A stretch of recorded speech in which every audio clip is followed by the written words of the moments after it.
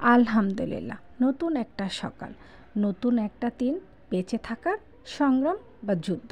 তো আজকে আমি করে নেব আমার পুরো সপ্তাহের রুটিন, যেন আমার নাস্তায় কোনো টেনশনটাই না থাকে। তো এখানে আমি পানি বসিয়ে দিয়েছি, পানির মধ্যে অল্প পরিমাণ সয়াবিন তেল দিয়ে দিয়েছি, যেন কাইটা কোথাও লেগে না যায়, যেন হাতেই থাকে, কোনো পিরি বেলুনে যেন লেগে না যায়, সেইভাবে করার জন্য। তো এখানে কাইটাকে করে আমি ঠান্ডা হতে দিয়ে দিয়েছি।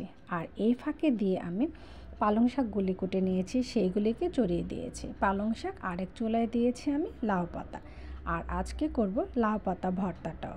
তো এইগুলো যেহেতু করেছি, দিক দিয়ে আমার কাইটাও ঠান্ডা হয়ে গিয়েছে। আটাটাকে ইচ্ছে মতো আমি মেতে নিচ্ছি, যেন আমার রুটিগুলি খুব সফট হয়, কারণ যত মেথা হয় তত নাকি রুটি ভালো হয়।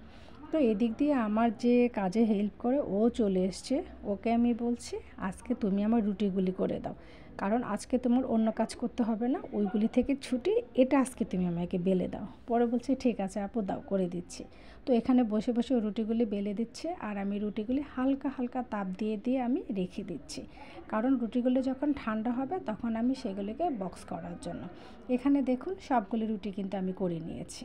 আর এখানে পুরো সপ্তাহ রুটি যদি করে নিই, তাহলে আমার আর কোনো টেনশন থাকে না সকালে নাস্তাটা নিয়ে। তাহলে স্কুলে দৌড়াতে হয়, কোচিংয়ে দৌড়াতে হয়, তখন দেখা গেছে সকালবেলা ঘুম থেকে উঠে নাস্তা নিয়ে মস্ত প্যারা থাকে। সকালে ঘুম থেকে উঠলেই পেটে যা খিদে পায়, পেট ঠান্ডা তো দুনিয়া ঠান্ডা, তাই আগে সকালে নাস্তাটাই রেডি করতে হয় আমার।